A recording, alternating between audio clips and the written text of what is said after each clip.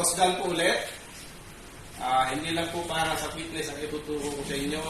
Pati po paggawa ng mga pagkain natin na pwede natin gawin.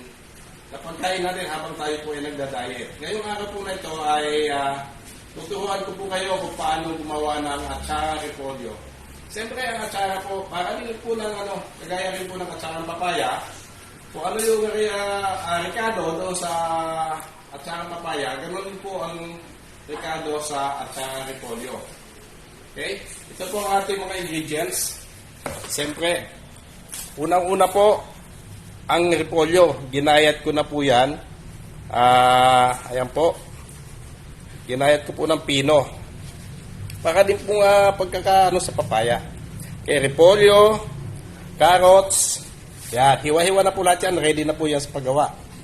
Okay, carrots, bell pepper, green chili, tsaka po sibuyas. Okay? At saka ito pa po pala yung raisin. Okay? Ang gagawin ko po repolyo is 2 kilo. Okay, 2 kilo. Hahaluan ko po dito ang raisin na siguro 1/4 po ito. Hindi ko pa alam kung anong timbang nito, pero sapat na po ang dami niyan. Tapos ito po yung yun, yung mga ihahalo ko. Ang paggawa po ng atsara, lulutuin po natin yung suka. Ito na po yung suka. Linuto ko na rin po ito. Pinakuluan ko.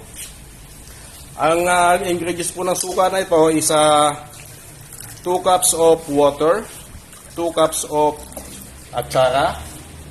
Hindi po pala. 3 cups of vinegar, 3 cups of water, kalahating kilong asukal na pula para po magkaroon siya ng kulay. Ayan. At saka mayroon po siyang yung pamintang durog. Tapos lagyan po natin siya ng kalahating kilong asukal para po magkaroon siya ng nag-aagaw po yung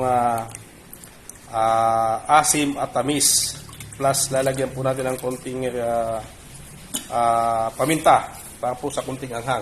Okay, ganito po yung paggawa niya. Siyempre, ilalagay po natin sa planggana yung repolyo. Yan. Yan po ang repolyo. Lalagay po natin sa planggana. Paghahalo-haluin na po natin yung lahat ng ingredients po. Yan. Yan. Hahalo na po natin yung carrots at sibuyas, green chili at yung bell pepper po. Yan. Ganyan lang po. Simple lang po ang paggawa.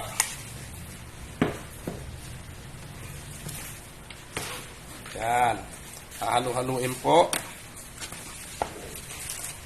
Yan. Lalagyan po natin ng raisin. Malinis po ang kamay namin. Ayaw ko po kasi gumagawa ng may kung ano pa. May gloves or ano pa man sa kamay. Kailangan maglinis lang po tayo ng kamay para po sa ano. Pero anong gusto nyo po style? Nasa sa inyo na po yan. Okay. Yan. Ngayon, haluin na po. Halo-haluin siya.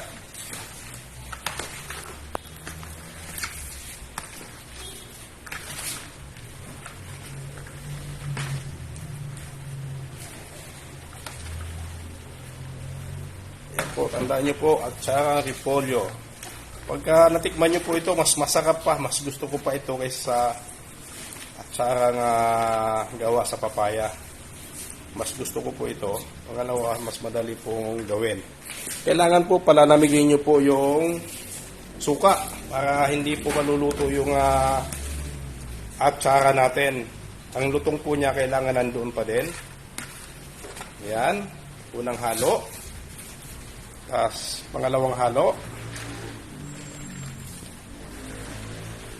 Sariwa po kailangan ang gagawin yung atsara. Gaya po nito, sariwa po to. Okay. Hiwain nyo po ng pinong-pino. Yan, haluan nyo po ng carrots.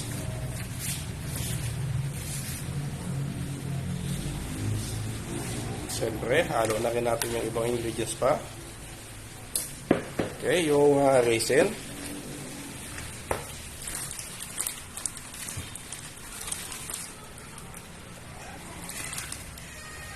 The best din po itong gawin yung negosyo.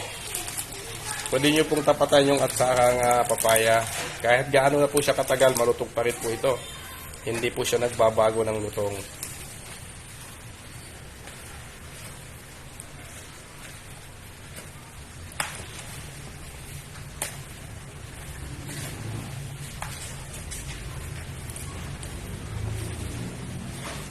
Haluin nyo lang po siya ng haluin para po maghalo-halo po lahat ng ingredients po. Yan. Lagyan na po natin ulit sa suka.